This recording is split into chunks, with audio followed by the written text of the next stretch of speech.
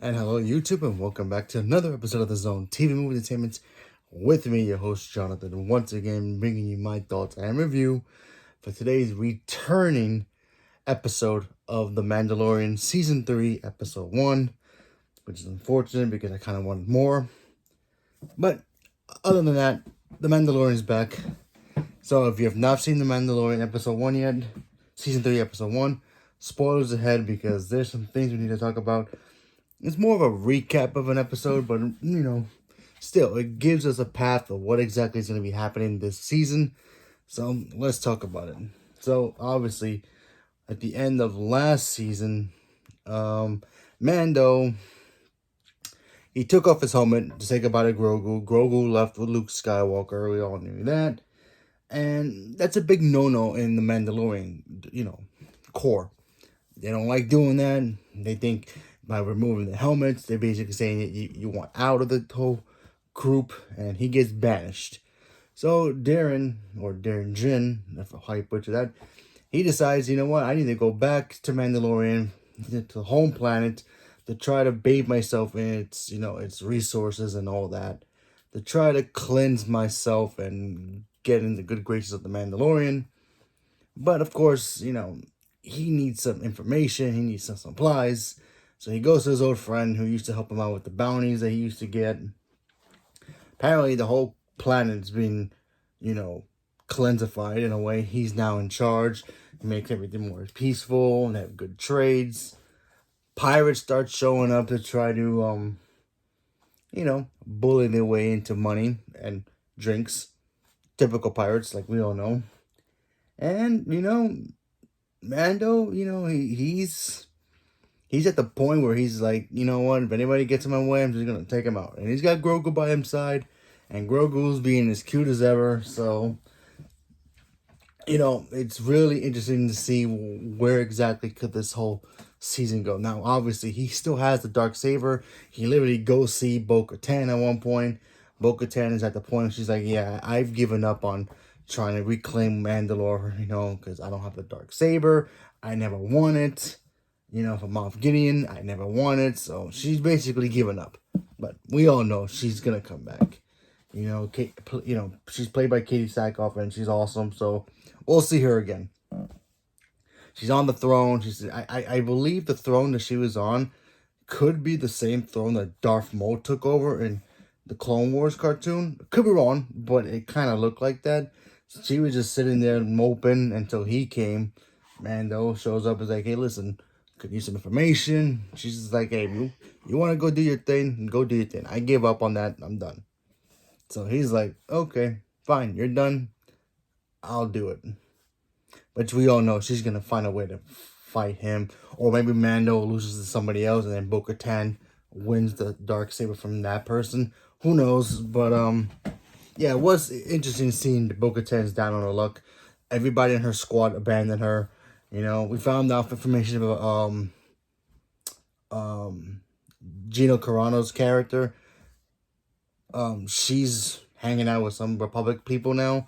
So that could lead into her show that she's supposedly supposed to be getting. Her character, not Gina Carano. I think Gina Carano is going to be recast. Not really sure, but they didn't mention her, so that's interesting to see. Yeah, we saw some pirates try to take out Mando in space. That was pretty cool. And yeah, it literally just ends him leaving Bo-Katan. It's like, all right, I'm going to go Mando, see what's going on over there, except the surface is, livable, because apparently the surface is not in the best shape. So he wants to go over there and check it out for himself. Honestly, overall, this episode was really cool. I thought it was interesting. The way it opened was awesome.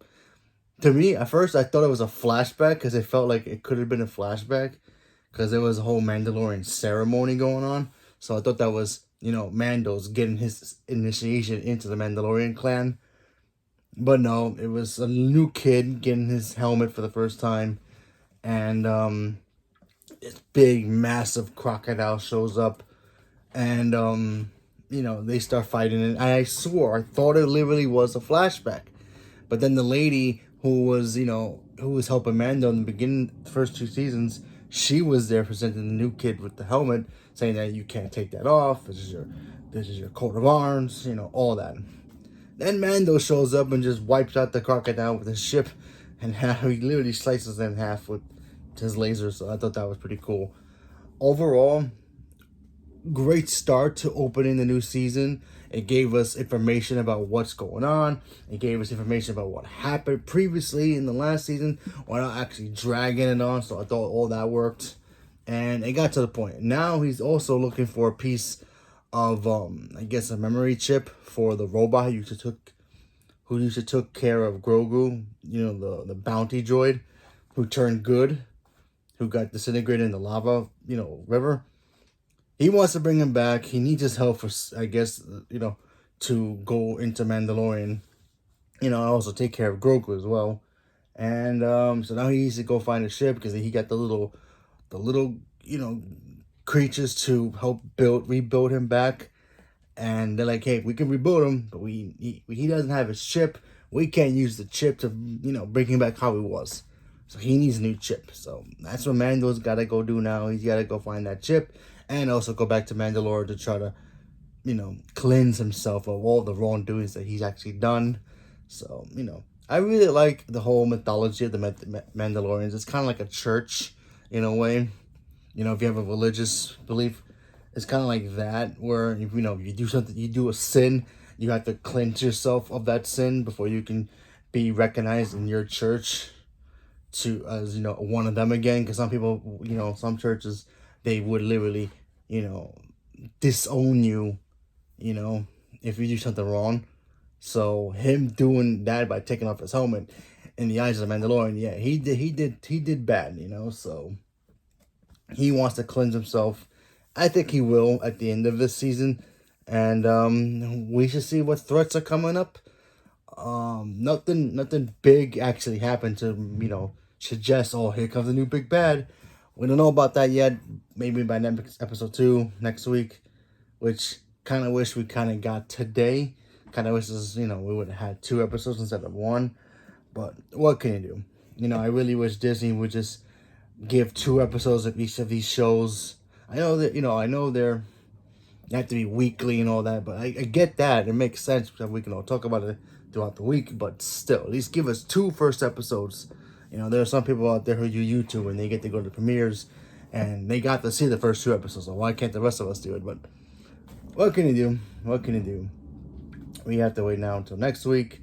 That's my only gripe about this episode. Is like I have to wait for next week to see the episode 2 because the first episode was so cool. I wanted to see more and how the story continues. But yeah. So leave a comment below. Let me know what you guys thought about the first episode of season 3 of The Mandalorian. Are you guys excited that it's back? Did you guys give up on it? Leave a comment below. Let me know. Thank you very much and have a good day.